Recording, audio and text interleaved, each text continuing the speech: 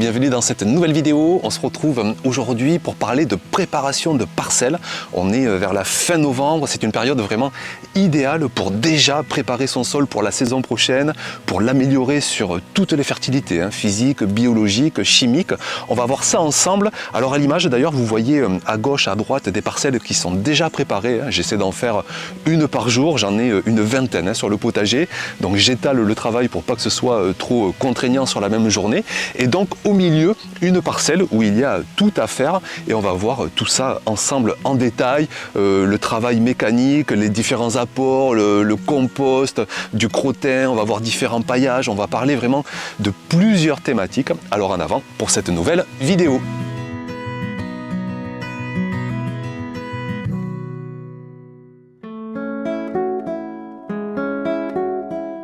Alors avant de faire quoi que ce soit, je commence déjà par enlever mon goutte à goutte. Moi ici sur une grande partie du potager, j'ai un goutte à goutte qui me fait gagner bien du temps en été quand on manque d'eau. Et là il faut que je l'enlève parce que j'ai trop peur sinon de l'abîmer, de le trouer avec un coup de grelinette. Donc j'ai des vannes à chaque extrémité de parcelle. Ces vannes elles me permettent de fermer l'irrigation si je ne veux pas arroser.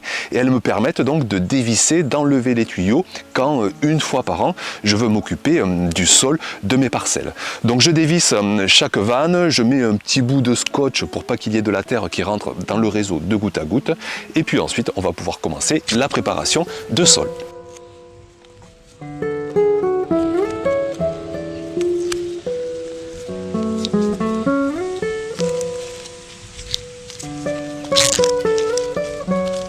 Alors pour bien préparer mon sol, je commence avec un léger travail de décompaction. La décompaction de sol, vous savez, c'est un sujet qui fait toujours débat. Il va y avoir des jardiniers qui ne vont pas vouloir toucher au sol, qui vont tout miser sur l'activité biologique, d'autres qui vont carrément passer le motoculteur pour que ça foisonne, pour que ça oxygène à tout va. Moi ici, avec toutes ces années de recul, je remarque que vraiment, là où j'ai les meilleurs résultats, c'est quand je suis dans le compromis, quand une fois par an, je vais aider mécaniquement mon sol. Surtout que j'ai une texture très argileuse qui a quand même tendance à se compacter et au bout d'un an, je remarque quand même que ça mérite un peu d'aide. Donc oui, pour l'activité biologique tout le reste de l'année, mais là, à l'automne, je vais utiliser ma grelinette. J'adore vraiment cet outil. Je la plante, je soulève les mottes et de soulever ces mottes, en fait, par la suite aussi, ça va me permettre de mieux incorporer mes apports de compost, de crottin, on le verra tout à l'heure. De soulever les mottes, ça me permet aussi de mieux désherber, parce que j'ai pas mal d'herbes indésirables sur cette parcelle. Et puis donc, ça me permet déjà de faire une première oxygénation. Et vraiment, c'est tellement important d'avoir un sol oxygéné, meuble, parce que sitôt que vous avez un sol qui est asphyxié, qui est tassé, qui manque de contexte aérobie et qui tombe du coup en anaérobie sans oxygène, eh bien c'est terrible, on a vite des plantes qui sont malades, on a vite des racines qui n'arrivent pas à se développer, et moi ici c'est ce qui peut arriver avec un contexte trop argileux, parfois trop sec. Donc une fois par an, je sais que je remets de la fertilité physique dans mon sol de façon mécanique, j'utilise la grelinette, ensuite un petit coup de croc pour vraiment retrouver la meilleure oxygénation qu'il soit.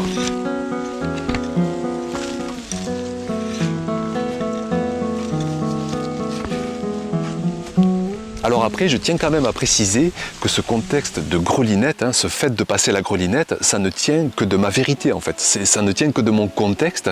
Et si j'avais un jardin 10 fois plus grand, peut-être qu'il faudrait que je m'y prenne autrement. Si j'avais une terre différente, peut-être que je ne toucherais à rien. Si j'avais un climat différent, si je voulais prioriser l'oxygénation plutôt que l'activité biologique, je m'y prendrais aussi différemment. Enfin, juste dire que je vois encore beaucoup de jugements cette saison sur « Ah ben lui il fait comme ci, lui il fait comme ça, et lui il fait pas comme ci ». Vraiment, je pense qu'on peut se garder de tous ces jugements. Moi je suis là ici pour vous partager par exemple juste ma façon de faire, mes ressentis, ma quête de bien faire au potager. Je me régale de cet outil de la grelinette qui est léger, qui est maniable, on ressent le sol, il n'y a pas de bruit. Je trouve que je dérange pas trop la vie du sol, je trouve que j'aide au contraire à améliorer la structure. Donc voilà, c'est juste un partage d'expérience, mais acceptons les différences d'aborder le sol, d'aborder le potager. Je crois que chaque jardinier se respecte en fait dans ses pratiques. Donc voilà, petit aparté sur ce fait d'utiliser tout simplement la grelinette dans mon potager.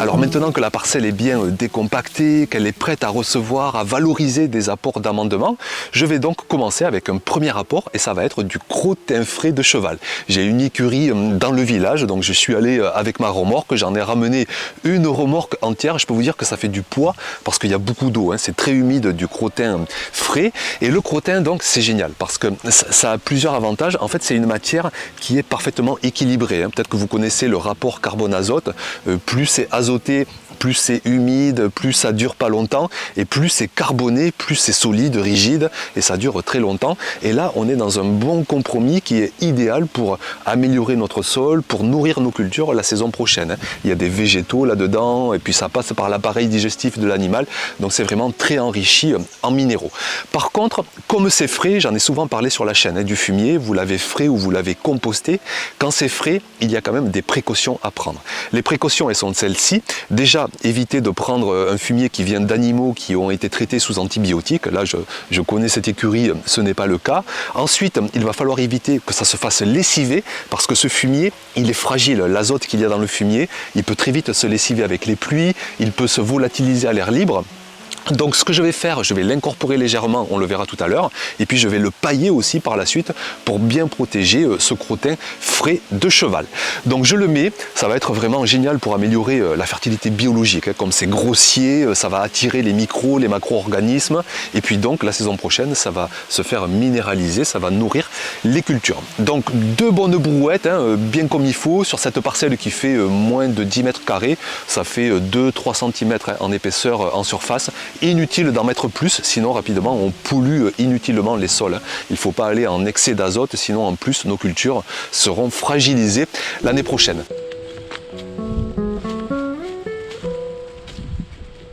Alors je pourrais me contenter de cet apport de crottin de cheval, mais là sur cette parcelle, je sais que la saison prochaine, je vais y mettre vraiment des cultures gourmandes. Ce sont vraiment des assoiffés de minéraux, de richesses de sol. Et comme en plus, j'ai la chance d'avoir un énorme tas de compost qui est en train de se réaliser.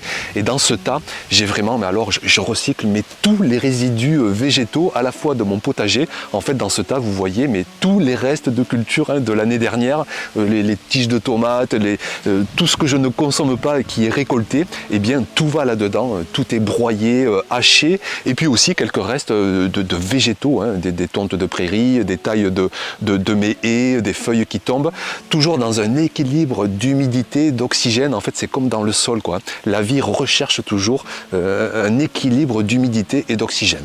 Et ce compost, enfin là c'est pas encore un compost, mais dans le mot compost il y a aussi cette notion de compote, de mélanger, et en fait là j'ai un mélange, mais alors de le prendre dans les mains, je peux vous témoigner en fait du ressenti de fertilité qu'on va apporter au sol, quoi. C'est vraiment magique. En plus, c'est bien lourd, c'est bien dense. Vous savez, on verra tout à l'heure, j'emmène parfois des feuilles, on sent que c'est tout léger, on transporte beaucoup de vide. Et bien là, de mettre en tas, de composter, c'est le contraire. Il y a tout qui se condense, qui se composte, qui se concentre en richesse de minéraux.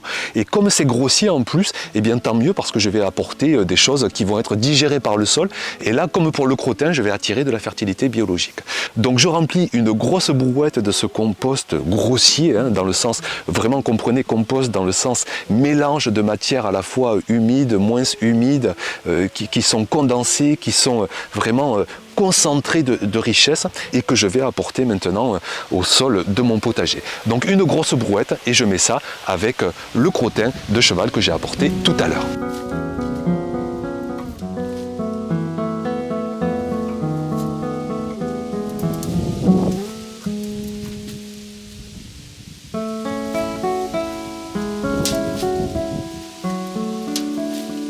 Alors maintenant qu'on a cette belle couche d'apport organique en surface, on peut se poser la question, est-ce qu'on les laisse comme ça ou est-ce qu'on les incorpore au sol, hein? Toujours ces dilemmes, est-ce que l'activité biologique va ingurgiter tout ça? Est-ce que j'aide mécaniquement? Et donc moi ici, encore une fois, c'est un choix personnel. J'utilise mon croc cette fois. La grelinette, je trouve que c'est pas efficace pour incorporer. Le motoculteur, ça fait trop de dégâts. Donc avec le croc, eh bien, je remue un petit peu tout ça, je fais remonter de la terre, je la lie à ses apports. Et la terre, hein, j'ai encore fait une vidéo il n'y a pas longtemps, je rappelle que c'est vraiment l'élément essentiel d'un sol, c'est 95% d'un bon sol, le sable, l'argile, le limon. Alors ici, hélas, moi j'ai pas trop de sable, mais l'argile, le limon, qui va se lier à ces apports organiques pour vraiment avoir un sol extraordinaire. Donc j'utilise mon croc, je mélange tout ça, comme ça en plus je vais éviter que l'azote du crottin se volatilise. Et puis par la suite on va finir avec une dernière étape de paillage et je vais vous expliquer pourquoi je fais ça.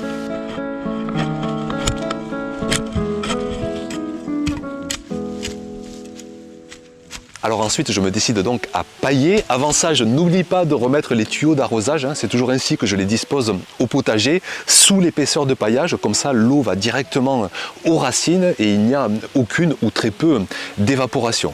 Donc je remets mes tuyaux d'arrosage et ensuite, je vais mettre un paillage. Alors ici, là, je vais utiliser à la fois du foin, parce que quand j'ai récupéré le crottin, il y a toujours un peu de foin qui va avec. Donc ça me fait un paillage d'appoint. C'est un foin d'ailleurs qui parfois est un peu imbibé avec l'urine des chevaux, donc un foin qui est enrichi avec l'azote de l'urine des chevaux, et puis aussi plein de feuilles mortes. On est à l'automne, moi j'en ai plein le terrain, et ces feuilles mortes, ça peut être utile pour en faire un bon paillage, mais bon, on transporte vraiment beaucoup de vide, c'est hyper léger quand je les transporte à la brouette, c'est pour ça que j'aime beaucoup le compost, ça condense, ça élimine le vide, on fait pas des trajets pour rien.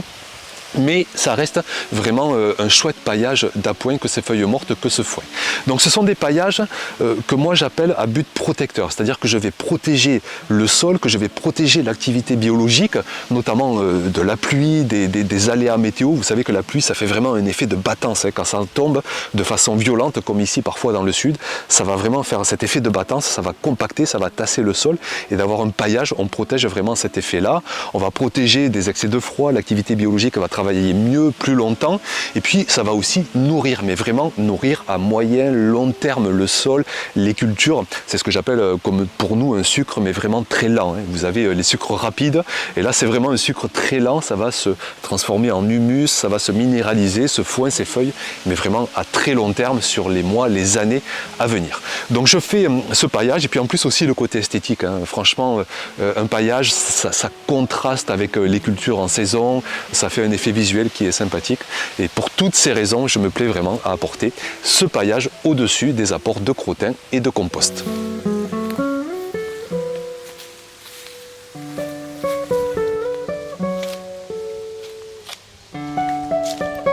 Alors pour finir, je vous parle du broyat que vous voyez peut-être derrière moi, que vous voyez dans les allées autour de mes parcelles.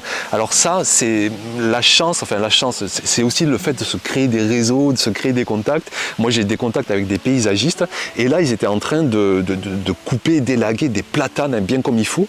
Donc c'est du broyat à la fois vraiment de branches très épaisses, ça doit bien faire 20 cm, avec les feuilles, il y a même du pollen, tout ça.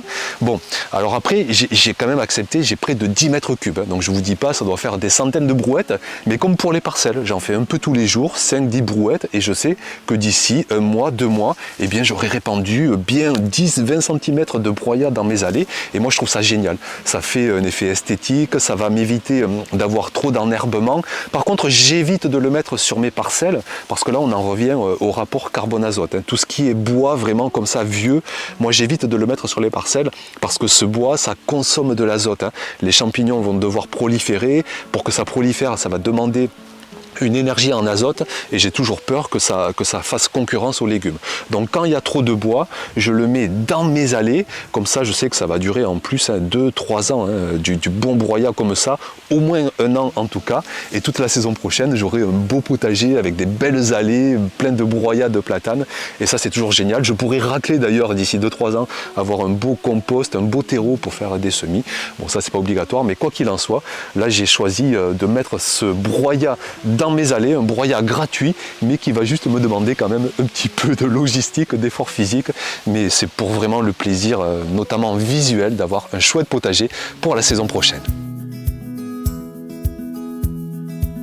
Donc voilà pour cette vidéo, simplement pour partager avec vous le gros travail du moment, chaque saison, d'essayer d'améliorer son sol.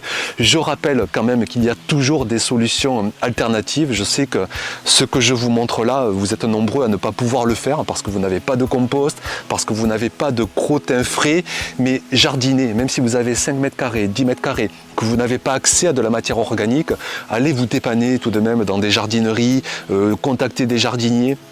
Prenez par exemple du fumier en granulé, tant pis si vous ne paillez pas votre sol, du moment que vous avez de l'attention, que vous vous consacrez à votre petit lopin de terre, que vous l'enrichissez, que ce soit avec des engrais naturels, des granulés comme je vous parlais, des composts de fumier que vous trouvez aussi en sac, c'est le moment pour vous en occuper, pour enrichir votre sol. Et puis la saison prochaine, vous pourrez jardiner, on pourra jardiner ensemble, on vivra ça encore cette saison 2024 sur la chaîne.